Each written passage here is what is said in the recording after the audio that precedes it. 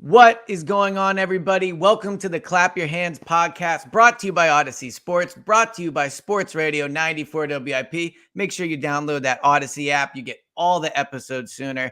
And man, today, Kyle, the pod is brought to you by James Harden once again. I think it's fair to say us calling him out on the last pod was a motivation he needed to step up tonight. But I mean, I feel like I've come down off the high of the game, but I can't believe they won that game. I'm sitting here, I don't know, maybe 3 hours later, 2 hours later, and it is the most un-Sixers thing in the world that we are doing a victory pod and not a pod saying, oh my God, they're down 3-1. I can't believe they blew it, blah, blah, blah. Like, what an unbelievable win.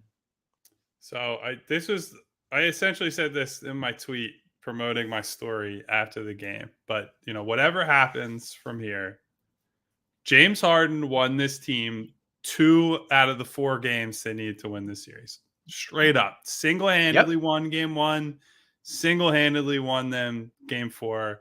And I'm not going to say that, hey, job is done. Like he won the 2 games for them. But this is why we've said so many times, like we can break down matchups and styles and coaches and blah, blah, blah, blah, blah.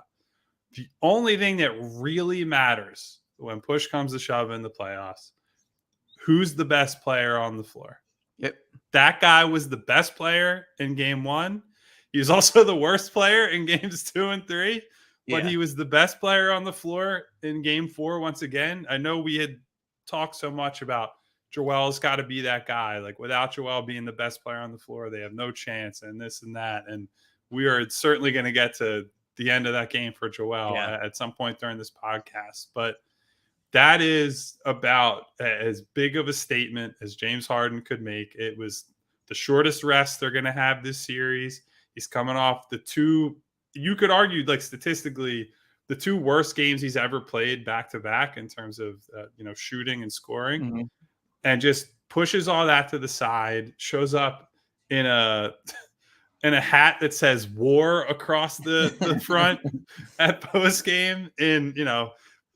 I had not seen his pregame outfit prior to the game. If you had told me that's what he was wearing, I would have said, "Oh, it's Jimbo. It's Jimbo season out here." Well, what's so funny is this is a big Twitter talking point, but literally you can tell by what he's worn to the game this series, how he's played. You look at he wore in game 1, he had like those ridiculously huge like blue pants on. Games 2 and 3 is a little more subdued, a little more like regular type clothing. Then he comes out tonight in that, and obviously you could tell right away that he was going to have a massive game. So yeah, he was unbelievable. You texted in it. It's the James Harden legacy game. And it's true. Like the end of the day, we can do matchups and all those things like you said. But if you look at this series, the series is over if he's not on the team. They are swept. They lose game 1 because Joel doesn't play, and they lose tonight without him, right? As bad as he was in games 2 and 3, this series is over if James Harden isn't on the team. And we will have discussions in the future about whether they'll sign him, whatever that. Remember these moments. Remember this game, because it is not easy to find players that can do what James Harden did tonight, not just throughout the game. He comes out, he's aggressive. I think he had 18 points at halftime or something like that. Shot the ball well from 3 to start.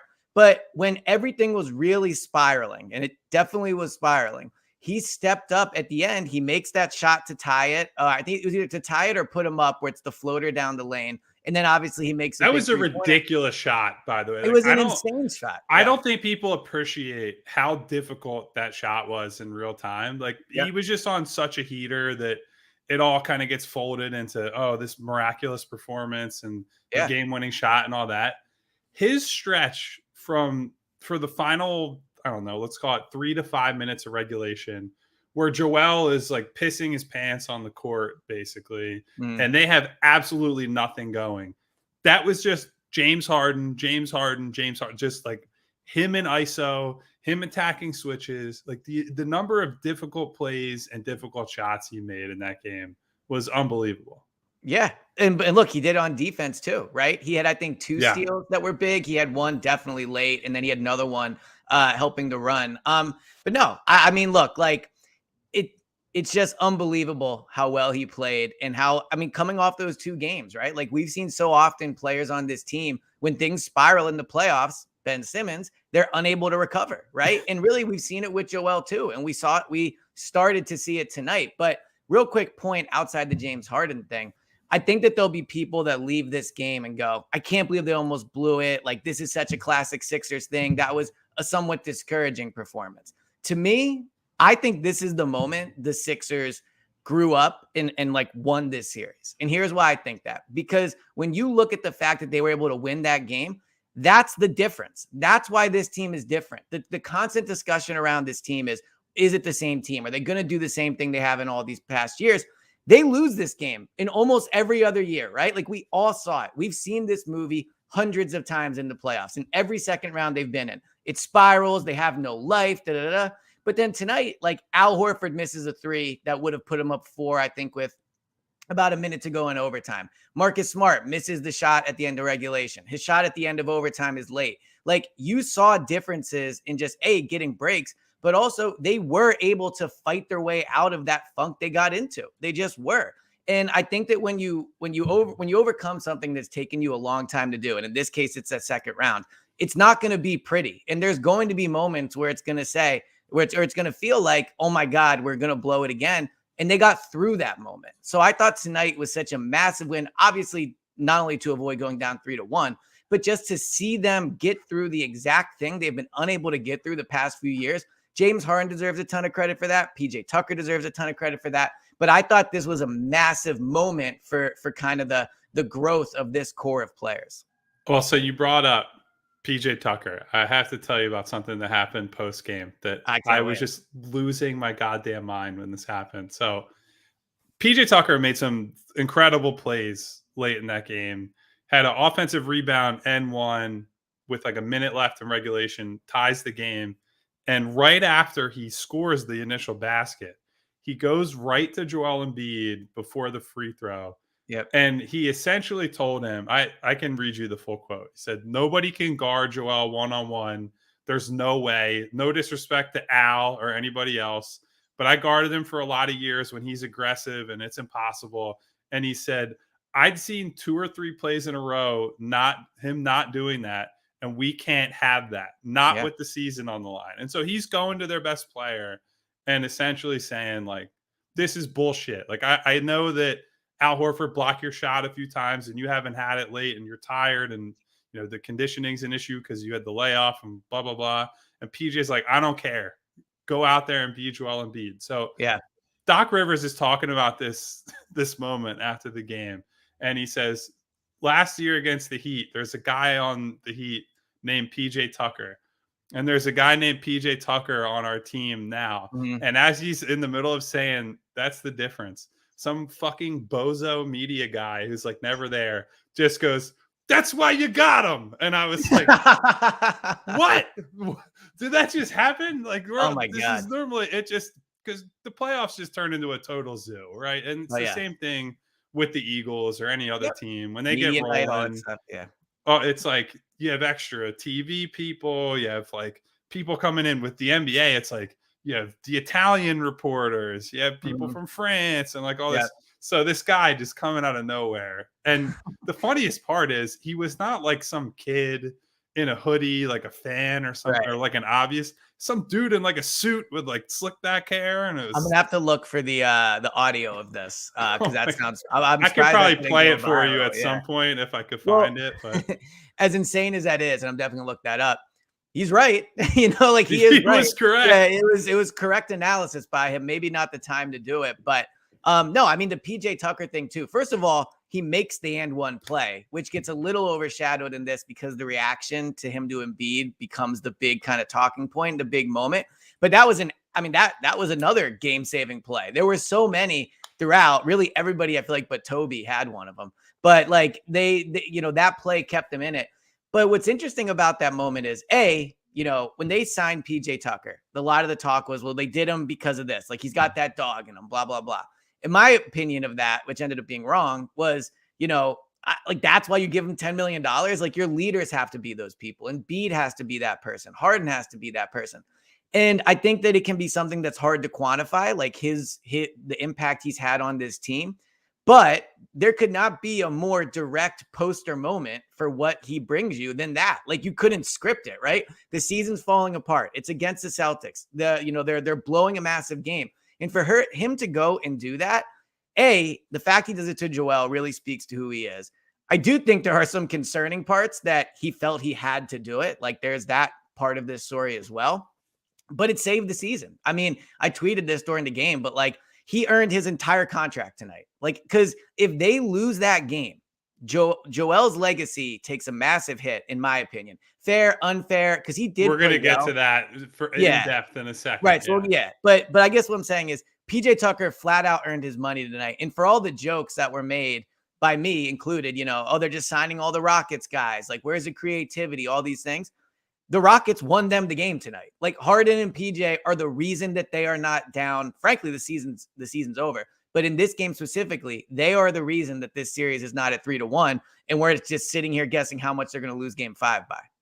So the word culture is this really nebulous thing where it means so many different things to different people, and you can point to it in this moment, and then like 2 minutes later, there's a bad example in the other direction, and you pretend that doesn't exist. And, with PJ, when he's getting on guys and yelling at them, a lot of times when he has a bad game, there'll be people on Twitter who will say things, or just people in general will say, well, they need somebody to yell at PJ because he's stinking it up. Like, he's got to take a three. He's got to be better on offense, whatever it is. But I think that really misses the point of why PJ is valuable.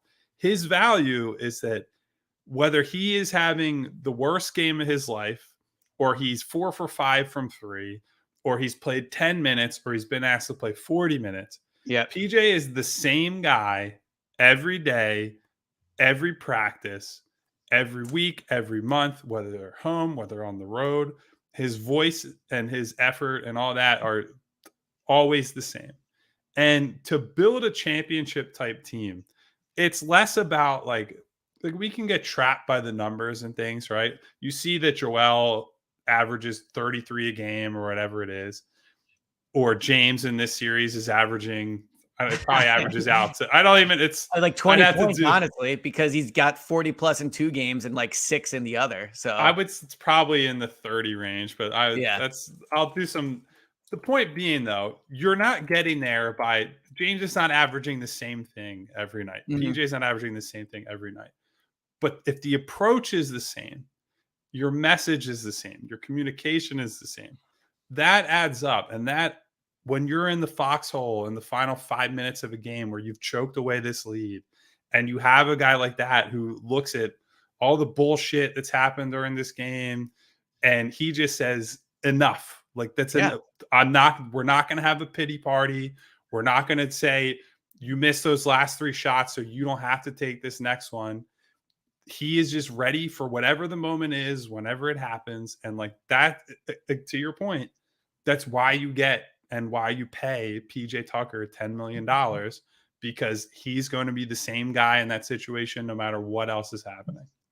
Yeah. And I think your point about the pity party is so perfect, because throughout the game, maybe we can get a little more of the intricacies of the game now, but throughout it, like, obviously they build the 16-point lead and you're like, okay, here we go. Harden's playing amazing. Embiid was really good for the majority of that game. Like, Embiid, I think they ended up with 76 total points together. So ultimately they both had really good games in totality. But yes, they're up like 16. And then right before half, they make a little run. It's like, oh, that's only 9. That's not great. Then they get it up to, 14 again. And then at the end of the third, they once again, I think, got it back to 9. And then obviously slowly they chip away. But to pull through, like, we've seen this team collapse in that moment so many times. And pity party is such a perfect way to put it. Like, Joel, and I give him credit for rebounding and after the PJ thing of getting out of his mood. But he had that look on his face that is the most painful look to see for Sixers fans, which is, oh my God, this guy is either scared, checked out, whatever it is. He had that look in his face. Harden went through a little bit of a phase where he kind of checked out of it. And for PJ to do that, like, it's why the season is alive. And I think PJ deserves a ton of credit for that, obviously. But I do think we should give credit to Joel and James as well, because look, people can yell at you. They can tell you to get out of it. They can tell you to stop the pity party.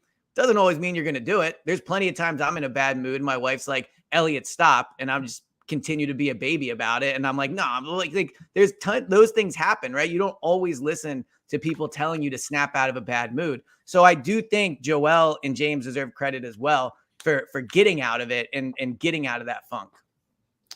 Yeah. So let's talk about Joel for a second, because I think we were a James Harden masterpiece away from that being the single defining game of Joel's career to date. Yeah.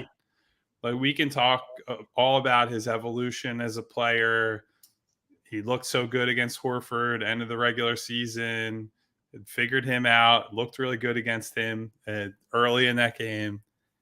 You simply cannot be, I don't care if you're on the floor, we can say you're hurt, you're tired, you're whatever it is. You cannot be that level of player and be that bad in the fourth quarter, period. Mm-hmm.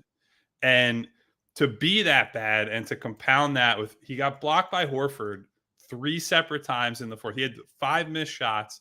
3 of them are Horford blocks where he's guarding him straight up on 2 of them. The third one, he's in a help position. And then get to a point where you're at the elbow and you don't know what to do. You're indecisive. You keep passing it out to Tobias Harris in the corner. If that was a player on another team that Philly fans didn't like, would never hear the end of that performance. And look, that's not something that we should forget coming out of that game. As much as we want to crow about Joel when he's flying high and he's putting 50 on Boston or whatever, that was as bad as it gets. That's as bad as it gets for him in the playoffs. And after what I thought, to your point, was an amazing game for first half, certainly, maybe like the first half of the third quarter or two. Yeah. And then the fourth quarter was just horrendous. I give him some credit for in overtime. He shook it off, got a bucket or 2. I think was hard done on that foul call where Doc challenged it and Marcus Smart. Look, I think that was one where they probably stick with whatever the initial call is. That one's really, really close in terms of real quick, I didn't think it was that close. Like, I think his foot is absolutely moving. And correct me if I'm wrong, but isn't the rule that your feet have to be in place? Like, I know you're allowed supposed to be, but you know, I just see so many of these that I just say, to me, I say, if they would have called that a block on the floor and Boston challenged it, I would have expected them to say that we're just upholding the call. So, sorry, look, it's a controversial call, and he got hard done by that, probably. But you know, by and large, it just was not good. And he went from, look, I think the best thing early is less that he was scoring and more that he was just physically dominant in the paint, like getting offensive rebounds, attacking them at the rim. They're putting Marcus Smart on him on a switch, and he's just going through that guy. That's the Joel you want to see, not the guy who's like, I'm going to take 8 jab steps and try to shoot a jumper over Horford. Like, I love Joel, that his game is so versatile and he's been such a great mid-range shooter. But we've seen it all year this year. When he just attacks Horford with speed, he can't stay with him. And so to essentially let Al do the things that he's good at, that's a mental mistake on Joel's part. Like, we can say he's tired and he doesn't have the legs. He said himself he didn't have any lift at the end of that game. The mental side of it is what would irritate me if I'm coaches or teammates or fans, whatever. Like, you can still, even if you're tired, move faster than Al Horford late in the game. And you can put the pressure on him to foul you, to let you go, to force somebody in to help. And so that was a problem. Now, again, makes the final play of the game, although I would argue Harden bailed him out on that's a pretty tough pass. That was like a bad pass. The fact that he was able to corral that and rise up and make that 3 was one of the many remarkable things Harden did in that game. But I don't want to undersell how bad Joel was, because I have high expectations for him. Yeah. So I agree with everything you just said. He was really bad. And I think what made it so frustrating is that it was against Al Horford, and it was so clear he was just dominating him, the blocks, like all those things, right?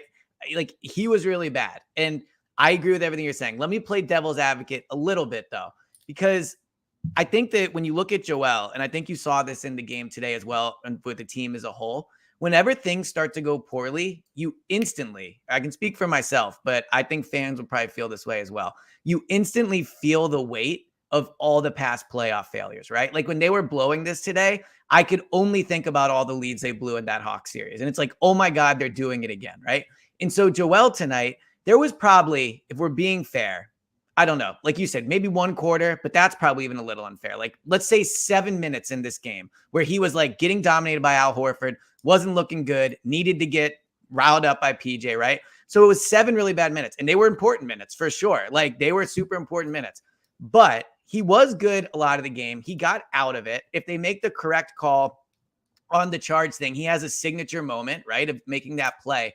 But not to overly defend him, but I think that tonight also showed the difference between what Joel has had and what he has now. Because guys like Giannis, guys like Tatum, those guys, they have bad playoff games. The difference is we don't really remember them. Oh, speaking of, that first half from Jason Tatum is maybe the worst 24 minutes of basketball anybody in the league has played all year. Yeah, but what happened? Jaylen Brown was unbelievable, right? What Joel has not had in past years is he's never had anybody to bail him out in those moments. So all his bad games stick out way more because we only remember that he played poorly. And then obviously Ben clearly is a talking point, but he never has guys to bail him out. So yes, Joel was bad tonight late. Al Horford dominated him for a stretch. It was disappointing. And on a larger scale, it does kind of suck that he needs someone like PJ to come up to him and go, yo, man, you're not trying and this game matters. Like, let's go, right? All that does suck. But other guys have these things too. They get help where Joel has not. And so Joel tonight got bailed out by James Harden. No question about it. He got bailed out at the end. James saved the season, all those things. But I don't know. I think when you look at how well he played the rest of the game, how good he's been this year, I think in the moment, I felt really mad about how he was playing. And when I could see, like, I agree with you. I think his reputation was on the line. If they lose this game, I can tell you right now on WIP tomorrow, it's not a kind day to Joel. But guys have these moments. And at this point, Harden bailed him out. And we see that with other stars. So I can't get too worked up about the Joel thing. So I'm also, again, I'm much more negative on this game than you are. Yeah, or on the Joel performance. But if we're playing devil's advocate, here's something I'll bring back from Sixers history on the other side of it. I think what people forget, like Kobe took a lot of shit for years and years because Shaq was the best player on those title teams. He was the finals MVP. He won the league MVP in, I believe it was their first title season. And he was like just unbelievably unstoppable. I think a lot of people forget that in a lot of those playoff runs, Kobe was the guy who had to, like, as Shaq would wear down late in games and it gets harder for a big man to control the game on offense, it's Kobe who comes to the rescue. And like another great example of that happens in the 0-1 finals. I don't remember if is either game 3 or game 4 in Philadelphia. Shaq fouls out, offensive foul with like 4 or 5 minutes left in the game. It's like, oh my God, the best player on the team is out of the game. Here's the Sixers shot to win. Kobe is still basically the best guy on the floor for that final stretch. Robert Horry hits the dagger 3 to end the game and they win it. And like, you're right. Like Joel has not gotten that type of stuff over the years. And he has not had the support where there's a reason that most of the great big men throughout history they're not defense first, but people think of them as two-way guys. They're awesome defensive players because late in games, like it's hard for a guy who's dragging that kind of weight around the floor and has such an important defensive role, has the most important defensive role, to also be the hub of your offense. And so Joel has always lacked or often lacked the guy who he can give the ball to in the final minutes of the game and say, look, I need to save my energy on the other side of the floor. I need you to go out there and score. I need you to go set the table, create for other guys. I need you, quite frankly, in James's case, to get me easier shots. I need you to, put pressure on the rim, find me for a 12-footer where I'm unguarded. And, for him to finally have that, you can see like this is the best team left in the Eastern Conference. And they're tied 2-2, despite the fact that, Joel has not been at his best. They didn't have him for game one, and this is for an even series. It's as even gets. So Yeah. I think that's one thing to remember, that I just don't know how many times James can do that in one playoff run or one playoff series in this case, but doing it twice, he has lived up to his end of the bargain. Yeah. And I mean, look, if you look at these playoffs in general, he had some really good games against Brooklyn. He had the great game one. Obviously, there was the whole missed layup thing. But, I tweeted this. I'd be curious for your perspective on it. Does he already have more signature playoff moments as a Sixer than Joel, or at least like bigger ones? Because when you think about what he's done in this series, Probably. 42 points on the road in game one, game winning shot against Boston, right? Like an extremely memorable performance. Obviously, tonight ties the game, hits the game winning shot.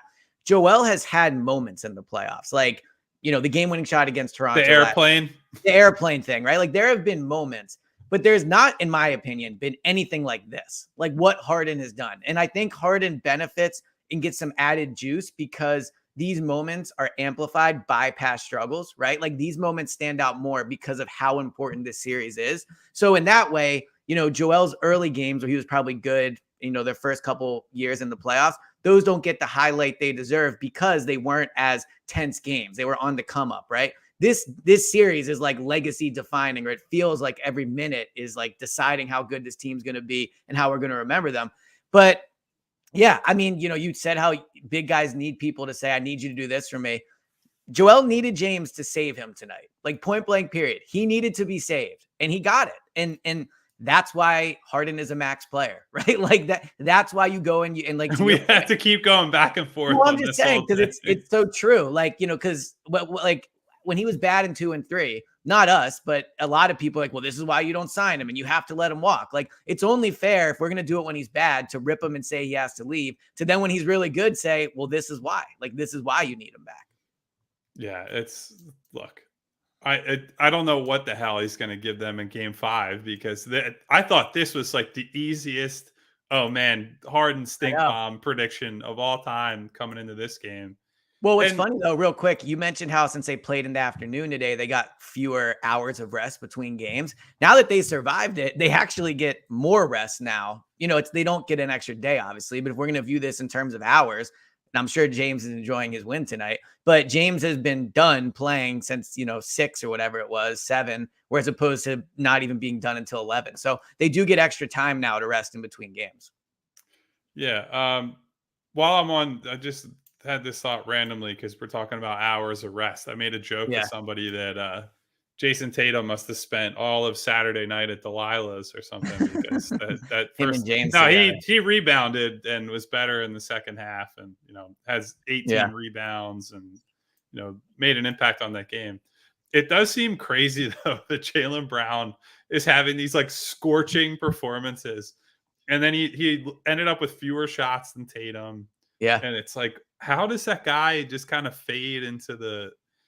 And look, I've mentioned it before the series even started, the Joe Mazzulla questions. Like, why is Marcus Smart and Jason Tatum the two guys who were in position to guard Joel on the last possession? Yeah. Like, what's the logic there? And like, why is Robert Williams III not in the game on like a must-have defensive stop, or Grant Williams for that matter? Like, why are your why is Marcus defensive Smart players shots?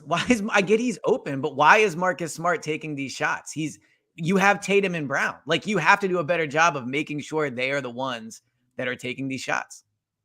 Yeah, so actually that's probably a good segue to, I'm curious what you thought of Doc's decision making in that game, if it had an impact one way or another. They chopped their rotation down even further. Jalen McDaniels didn't play. And my question coming in, I tried to get an answer out of Doc with regards to, will you add somebody else into the rotation, without actually asking him that, because he would have been like, we'll see. Exactly. Right. And ends up, he says, we're playing 8 guys, and Paul Reed only played like 6 minutes. So really you played 7, and those 7 were all it took, I guess. Yeah. Well, I thought early in the game when Jaylen Brown gets those 2 quick fouls, Doc must have been sitting on the sideline like, what's he still doing in the game? Like, this can't be legal. Doc's like, well, good news, he's going to come out. And unfortunately for the Sixers, he stayed in. Yeah, I don't know. In terms of Doc, I didn't really have a ton of big picture takeaways from him. I mean, the Celtics once again felt like they got a ton of really open threes. I'll be honest and say I'm not great at breaking down defensive schemes on basketball, so I can't sit here and say if that's a Doc thing. Is Toby late? Like it felt like a lot of these shots that were open, it was always Toby running towards the guy. So seems like he's not having a great series. Look, it was not ideal that on the game tying or the game winning shot in overtime or heading into overtime, Marcus Smart was wide open. There was nobody even close to him. So I think there's probably still some defensive breakdowns. I'm trying to think if there was anything else with Doc. Let me see my notes, that I wrote down. I mean, what did you think of Doc? I thought he was fine. I think it's just the perfect example of like, it's not really about coaching in Yeah, the no, I agree with playoffs. that. Like Yeah, it's very basic. Like, look, people wanted him to drop Niang from the rotation altogether, but he played yeah, some of the most minutes of guys off the bench and was like, okay, he had a couple big shots, and they had to go to him over PJ and Tobias at times because PJ was record scratching possessions, and Doc pulled him to the side and said, "You're not going to shoot. You're going to get the fuck out of the game and sit yeah. next to me." And he's been And I better. think that, yeah. So look, I think that's good. By the way, I just want to point out as we're talking about Joel struggling at the end of a game, Nikola Jokic has 42 points, and there are 2.5 minutes left in the third quarter of Wow. I wonder Suns Nuggets. how many he got after he should have been kicked out. You have to think some of these are probably under protest, right? I mean, but yeah, I mean, that is crazy. I already had one person text me and say, I can't believe Jack Fritz texted me and said, I can't believe you ever compared this guy to Ben Simmons. And I'll stand by it. I still see the I told you it similarities. was a bad take at the time, and Hey it's man, getting worse with every passing Simmons, day. Simmons had 42 points in a game before, so it wasn't in the In a playoffs. regular season game against the Utah Yeah. Jazz, buddy, the Against one most of the best defensive unserious centers in the franchise. league. Yeah. Oh, get out of Yeah. here. But the one Doc note I did have, it ended up not being a big deal, but I thought he made a mistake where the Celtics were on their run. They had just cut it. Joel was out of the game. They come out of the timeout, and PJ Tucker's the 5, and Joel's on the bench. And I think the Celtics made a 3 right away, and he puts Joel right in. So not a huge deal, but that was one moment where I was like, what are you doing there, Doc?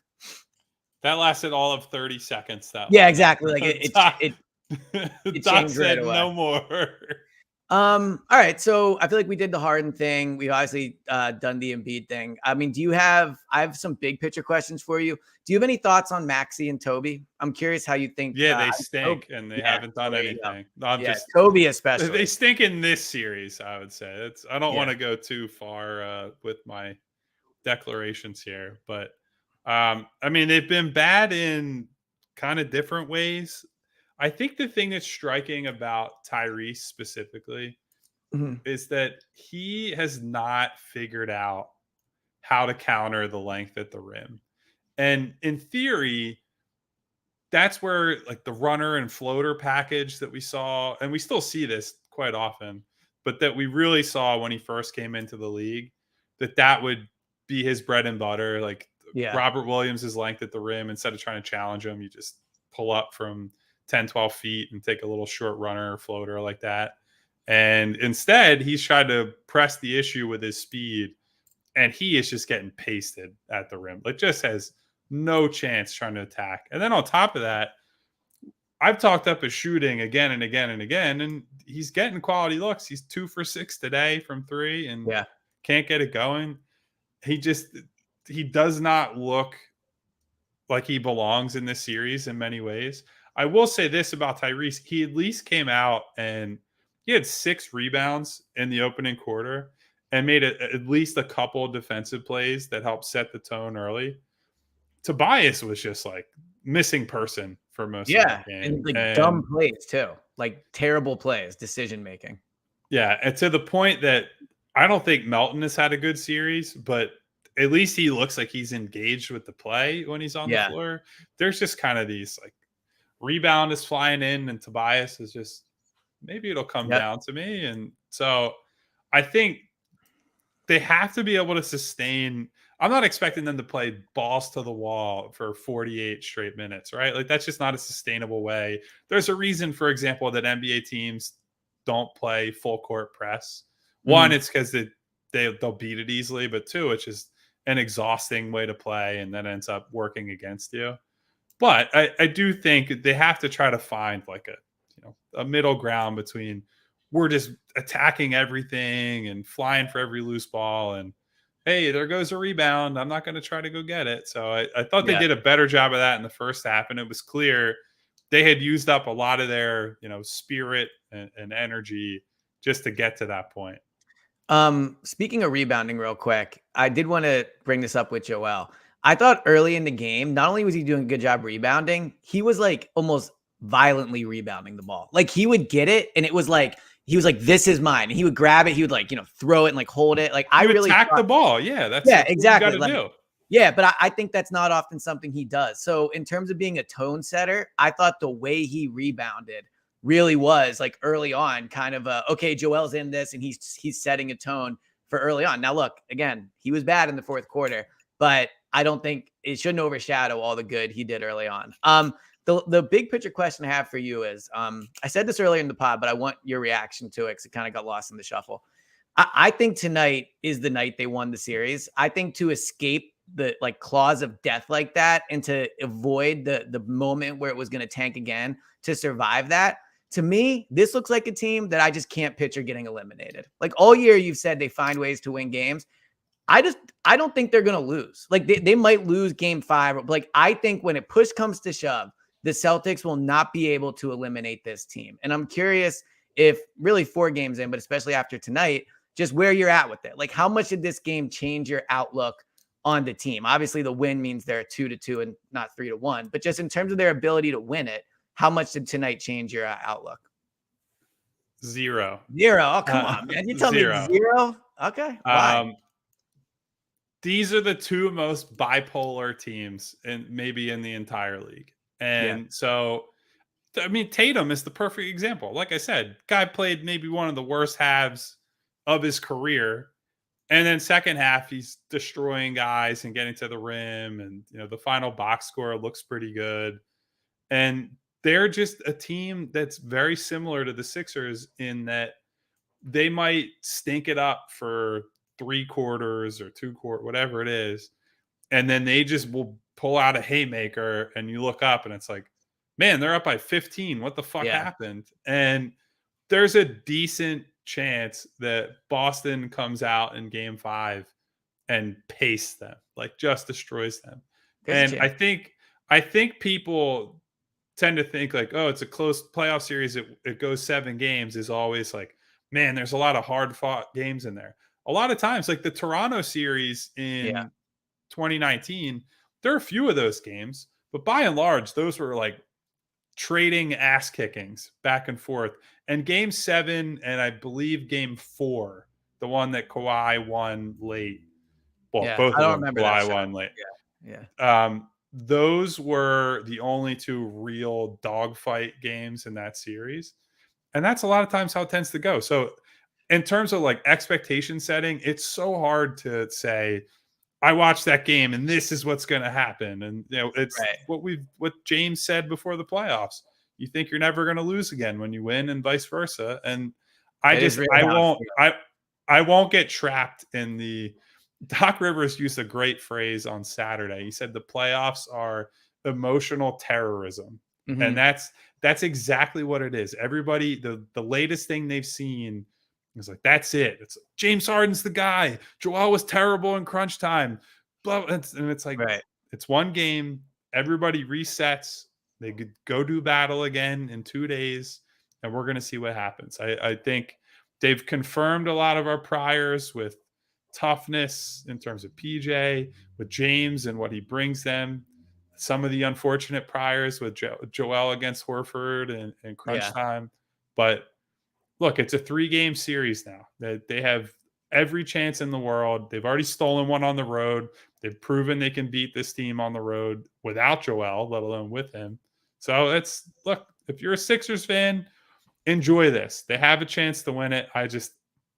I still default to, I think Boston is slightly better. And because they have 2 out of 3 at home, I favor them to win this series. So first of all, I know Doc wasn't talking right to me, but he pretty much could have been because I'm the king of getting emotional and overreacting. So the playoffs are emotional terrorism for me, but you're right in the way that it can't be predictive. But I do think it's interesting that in the 2 games that have been really close and then decided in the last minute, the Sixers have won both of those games. Like game 3, Boston controlled it throughout. And I know on the scoreboard it was close. We would both agree it never felt like the Sixers had a chance to win that game. See, Game but that's cope. You're coping. You don't think so? It was a 4-point game with like 4 minutes left. That's Yeah, you can't say it's not a okay. But what was, I'll have to look it up. I agree that game was closer. But the 2 games that they've won have been the ones that are won in the final minute. Like that's a fact. And when the games have been decided, they were closer, yes.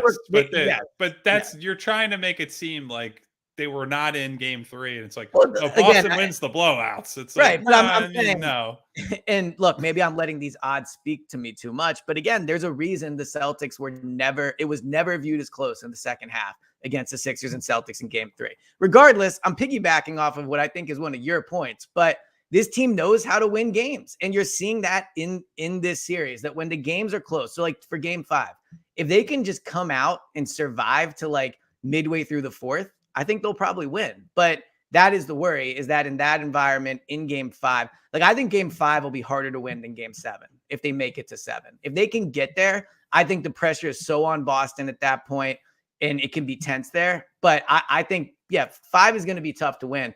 But I think this team is showing that late in the games, if it's close, they can be trusted to pull these things out. Seems you disagree. Yeah. Well, I will at this point, with how insane this series has been through 4 games, I'm just not going to say, well, they're all must wins. Like there's just, they got to win them all. How about that? Like, I'm not going to say if they win this, then they'll do this. If they lose this, they'll do that. It's like at points in that game, I was like, man, they wrapped it up. And then it was, wow, the worst choke job I've ever seen. I know. And then, my God, James Harden, first ballot Hall of Famer. It's, Yep. Well, don't ride the roller coaster. And I mean, ride it if you're having fun. But in terms of what it all means and searching for the meaning of life, like, well, just roll with the punches, man. In real life, I hate roller coasters. I'm afraid of them. I don't go on them. Oh, boo. Why do I want to feel like I'm falling at 100 miles an hour? Why is that a feeling I want to live through? But in sports, I love the roller coaster, right? I really do. So I'm super excited for game 5. It would have sucked so bad if the next 2 days were spent waiting to see them lose in Boston and have the series end.